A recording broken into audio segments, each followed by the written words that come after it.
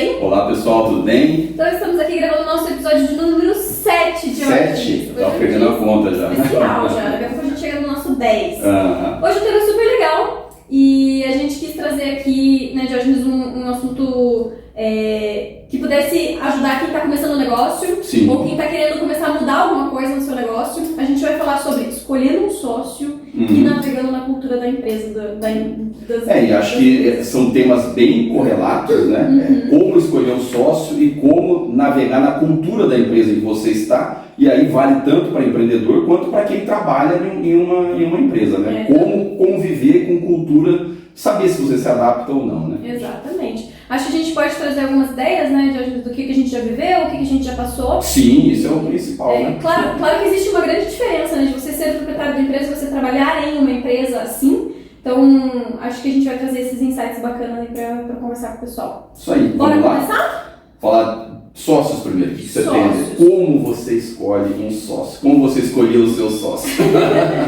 Sabe que eu, para quem não sabe, eu venho... A minha origem vir de uma realidade CLT, né? Eu trabalhava em uma empresa multinacional, trabalhei em 2 empresas multinacionais e depois o meu sócio atual me chamou para trabalhar com ele, isso já fazem 10 anos, completamos 10 anos na nossa sociedade, e eu tenho a sorte, eu digo sorte, daqui a pouco eu digo por quê, de poder chamar o meu irmão de sócio. Sim. Então, para mim, a relação familiar com sociedade funcionou muito bem, mas isso só funciona porque existe muito profissionalismo. Então, eu acho que eu tenho muito em mente, assim, que apesar de ter o meu irmão como sócio, para quem não tem essa sorte como eu e para quem não conhece, né, assim, desde que nasceu o seu sócio, eu diria que quando você vai começar uma sociedade, você precisa ter certeza de que os seus valores são os mesmos dos seus sócios. Sim. Né? E isso até chama o que eu ia falar, né? Assim, para quem não sabe também, eu sou o contrário da Camila. Eu tive empresa, fui empresário por mais de 10 anos, agora esqueci, uns 12 anos. Eu tive empresa com mais sócios e depois acabei vindo trabalhar aqui na BBC com a Camila e o Yuri, né? E assim, eu tenho muitos exemplos, tanto na minha própria vida, coisas que eu fiz, que eu passei, como pessoas de convivência próxima, que ajudam muito nisso que a Camila falou, a parte de valores. E aí, vou até dar, que a Camila pediu para eu dar alguma frase assim. Tem uma frase que se aplica à amizade, que é do Santo Tomás de Aquino. Mas eu acredito que ela se aplica, a gente costuma trazer coisa de futebol pro negócio, né? Tipo, deu bola fora, agora vamos pro segundo tempo. Então, Santo Tomás de Aquino tem uma frase que se aplica à amizade, que fala assim: idem vele, idem nole. É seu amigo quem quer as mesmas coisas que você, quem aspira às mesmas coisas e quem rejeita as mesmas coisas que você. Quer dizer, eu também acho que para ser sócio, a primeira coisa é isso: a pessoa tem que ter os mesmos valores. Ela tem que aspirar, ela tem que querer a mesma coisa que você e ela tem que rejeitar. Tipo, isso aqui eu não faço, isso aqui não está nos meus valores. Isso é muito importante. E valores são inegociáveis, né? Valores são inegociáveis. E até quando isso eu tô falando de valores pessoais, né? Mas quando você vai transcrever os seus valores da sua empresa, eles fazem parte daquilo que você traz da tua casa, né? Então, pra mim, isso foi muito fácil, porque os meus valores são os mesmos que os do meu sócio. Então, mas, né, mesmo que eu não tivesse um sócio irmão, o meu conselho, né, se o conselho fosse bom, seria de que quando você vai escolher seu sócio, que você escolha um sócio que tenha os mesmos valores que você e que tenham qualificações divergentes. Isso. Porque, por exemplo, eu sou de uma área e o meu sócio é de outra área. Eu não entendo muito bem daquilo que ele faz. Ele não entende, não é que não entende, ele não aplica, né? Porque nós trabalhamos em áreas diferentes. Então, vocês tendo áreas complementares fazem com que o teu negócio cresça. Né? Você não precisa ter 2 sócios da área comercial, por exemplo. É importante que alguém seja, no meu caso, por exemplo, né? Na Solix, por exemplo, né? Você tá que ela é menor, é mais fácil de citar. O Yuri é muito mais comercial e eu muito mais operação, de como é que vai atender o cliente, de como é que vai fazer. Então, mas essas áreas elas trabalham juntas. Sim. Né? E eu não preciso ser comercial, apesar de eu entender como é que funciona, ele não precisa ser operação, apesar de eu entender 100% de como funciona. Exatamente. E assim, todas as sociedades que eu conheço que deram e que dão certo tem esse aspecto, assim, de pessoas próximas a mim, né? Um é muito de negócio, de achar um negócio, de comprar um terreno, de comprar um veículo mais barato e vender. E o outro é trabalhador. Outro caso, né? Um é aquele sonhador acelerado, que é cheio de ideia, que voa, aí tem o outro que puxa ele para baixo. Só que esse que puxa ele para baixo aqui também nessas coisas, às vezes tem que ser meio acelerado, tem que dar um choque nele de 220. E isso só que em todos esses casos de sucesso que eu conheço de pessoas próximas a mim, tem essa questão dos valores, né? De ser os mesmos e as habilidades são complementares, né? Exatamente. E assim, quando a gente pensa em sociedade, então, né, se por exemplo fosse entrar um novo sócio na nossa empresa, eu diria para o meu sócio atual para que a gente busque alguém que não faça aquilo que a gente já faz. Para que venha uma ideia nova, mas que compactue dos mesmos valores que nós. Até agora há pouco eu estava lendo e eu li assim que inglês, Excel e até liderança podem ser ensinados, mas caráter não. Então veja bem, a gente pode aprender muita coisa, mas o teu caráter não vai mudar. Então se você tem o teu sócio que está alinhado, tem o caráter que está adequado com aquilo que você acredita que é certo e que os valores estão de acordo com aquilo que você pensa, as atividades que vocês fazem vão ser complementares, vão trabalhar para a empresa crescer. Então eu acho assim, sócio pra mim, é claro, ninguém tá falando de dinheiro aqui, né? Porque muitas vezes a gente tem um sócio investidor. Você precisa de alguém para investir, né? Exato. Não entramos na área financeira. Mas claro, existe, né, a parte, não, esse sócio entrou aqui só para colocar dinheiro nesse negócio, quem vai operacionalizar é outra pessoa.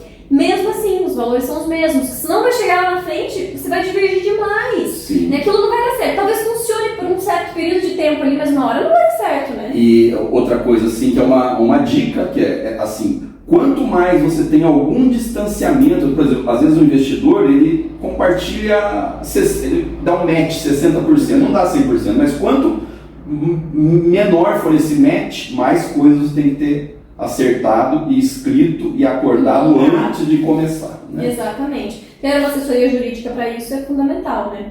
Mas acho que o de principal, assim, que a gente podia jogar para o pessoal que está assistindo a gente, ouvindo a gente, é de que se você vai buscar um sócio, primeiro se conheça, né? A gente já falou isso anteriormente, para você ter qualquer negócio, para você viver, se conheça, entenda os seus valores e tenha alguém do seu lado que compactue dos mesmos.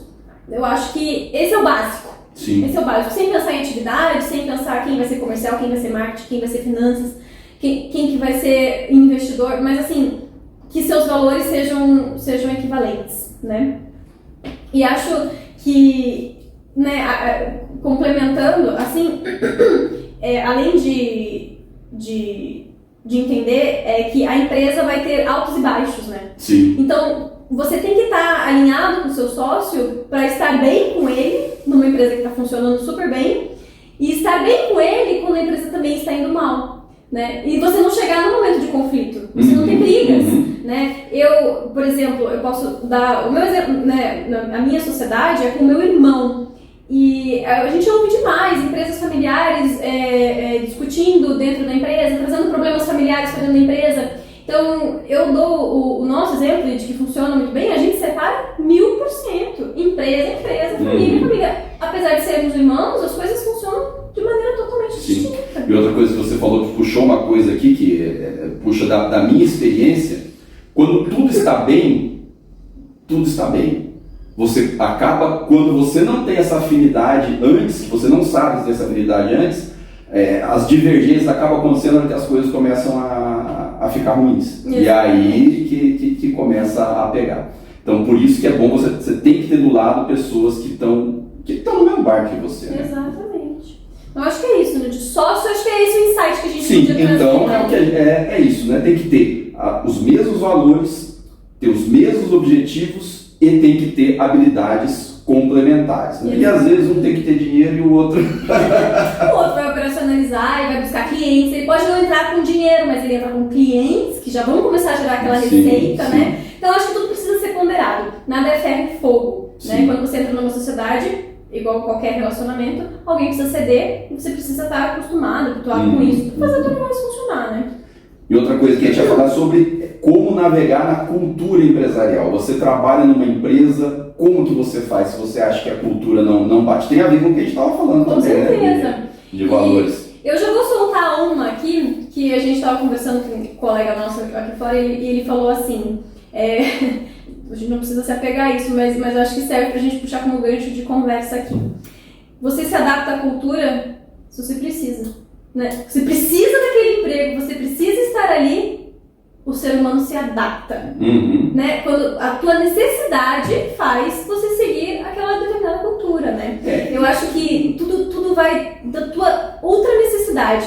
Efetivamente, você precisa daquilo ali, eu vou dar um jeito de me adaptar, eu vou dar um jeito de entender o que está acontecendo, eu vou dar um jeito de entender qual que é a cultura dessa empresa para trabalhar ali. Agora, se aquilo ali é inegociável, seus valores não estão compactuando com aquela cultura ali, então junta sua igual, você é vegano, vai trabalhar na Marfrig, na JBS. Não tem nenhum sentido, né? Você é vegano, você acha que não deve se matar animais para comer, você vai trabalhar numa empresa que...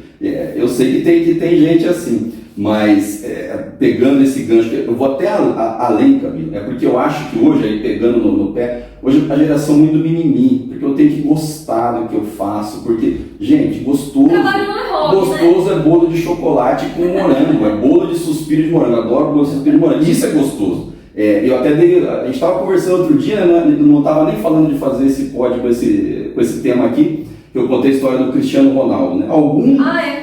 Jogador brasileiro que eu conheço, que jogou acho que no Real Madrid, no Real Madrid no Manchester, com o Cristiano, contando que o treino começava às 10 horas da manhã. Um dia, por acaso, ele, sei lá, adiantou no trânsito, chegou 9 e pouquinho. O Cristiano estava lá dentro do campo treinando. Aí um dia, ele machucou esse jogador brasileiro. E ele precisou fazer um tratamento, uma fisioterapia. Ele chegou no centro de treinamento antes das 8 horas da manhã. Ele chegou, o Cristiano já estava lá treinando. E teve um dia que ele voltou de viagem e não sei, acabou tendo que passar, pegar o carro no centro de treinamento, 6h30 da manhã, o Cristiano estava dentro do campo treinando. Você acha que o Cristiano gostava de estar 6h30 da manhã no campo treinando? Ele não gostava, mas assim, é porque ele tem um objetivo, a gente tem que ter objetivos que estão além do nosso trabalho. Você está cumprindo uma missão ali, tipo, você tem um dom, você está exercendo o seu dom aqui num lugar que você tem a oportunidade de exercer o seu dom, de melhorar o mundo, de melhorar a vida dos seus familiares, de melhorar a vida das pessoas que convivem com você.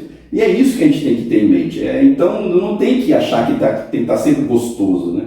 Claro! E assim, existe uma diferença de trabalho e hobby, né? Sim. Você não é, não quer dizer que, né, quem tá ouvindo a gente, se for de muito do mimimi, já não vai compreender, né?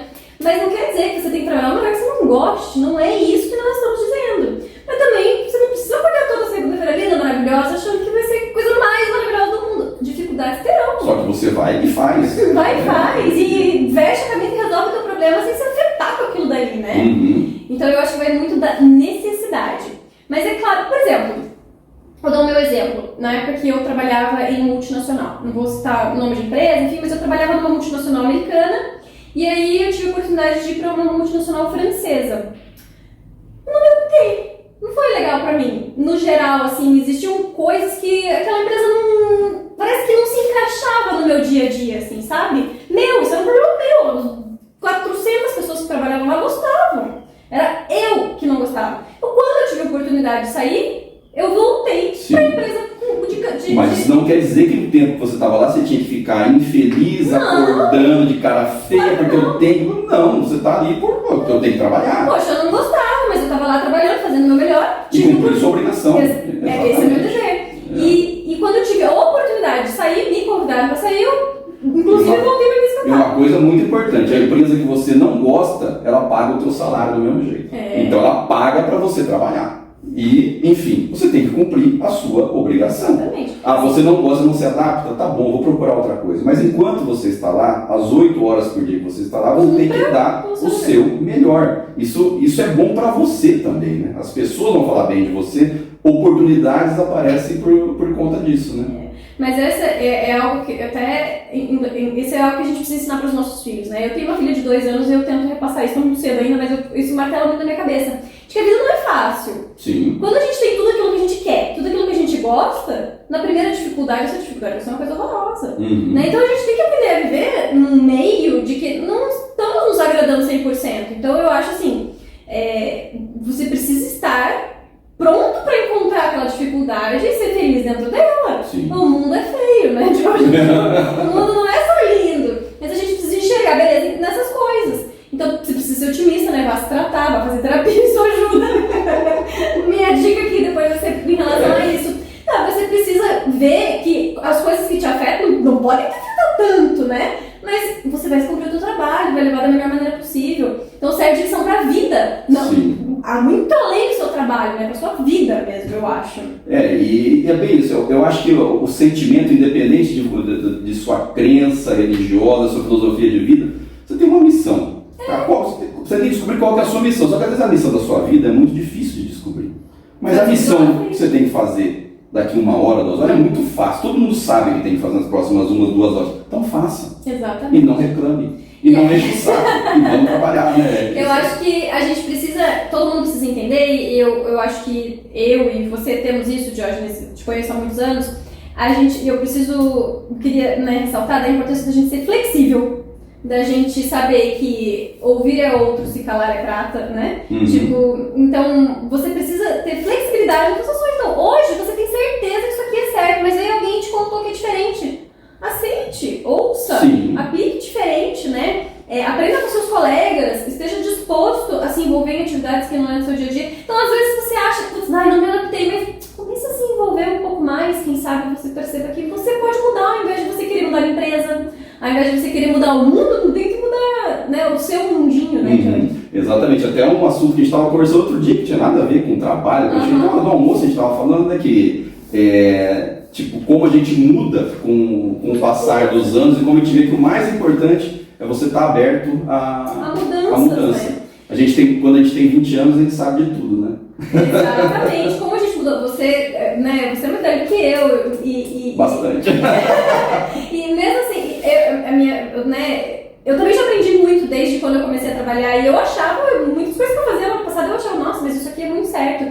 E hoje eu visualizo de que o que eu fazia não tinha nada a ver. Então, eu assumo isso e quero repassar isso. Né? Por isso que a gente está fazendo esse podcast, para a gente poder repassar as nossas experiências. E talvez a gente daqui 1 ano venha e fale, putz, mudamos novamente, tá tudo bem. E a gente vai evoluindo. É assim que funciona a humanidade, né? Sim. A gente filosofou um pouco aqui, mas eu acho que mas acho que demos o recado. Nosso né? recado do dia. Tirando aquele, como é que eu falei, você sempre consegue se adaptar, tirando se você for vegano e for trabalhar num frigorífico, né? Aí não vai. Ou extremamente contra o fumo, né? E vai trabalhar no Exatamente, não dá, né? Eu acho que o basicão não tem como mudar, né? Os seus valores são inegociáveis. Sim, não é verdade? Com certeza. Então, que legal. Vamos para as nossas dicas do dia? Vamos lá. Hoje eu trouxe uma. Acho que para casar um pouquinho com o que a gente está falando de se adaptar e o que a gente pensa, o que deixa de pensar, eu trouxe um livro que, não sei se vocês conseguem ver, mas ele tá amarelinho, coitado, ele é velho, eu comprei ele faz tempo e eu nem lembrava mais, eu peguei lá em casa, ele tem umas marcações aqui da época que eu li e eu gosto de... Organizado ou não, Camila? Eu gosto porque eu gosto muito de pegar livros desse estilo, né, não de histórias, eu gosto de abrir e lembrar algumas coisas, enfim. Então eu sempre marco o que eu achei interessante. E esse livro aqui, ele é bem popular, ele chama Mindset, a nova psicologia do sucesso. E esse exemplar aqui, eu acho que ele é de 2016, algo assim.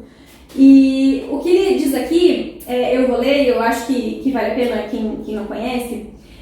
O mindset não é um mero traço de personalidade. Ele define a nossa relação com o trabalho e com as pessoas e a forma como educamos nossos filhos. É um fator decisivo para que todo o nosso potencial seja explorado.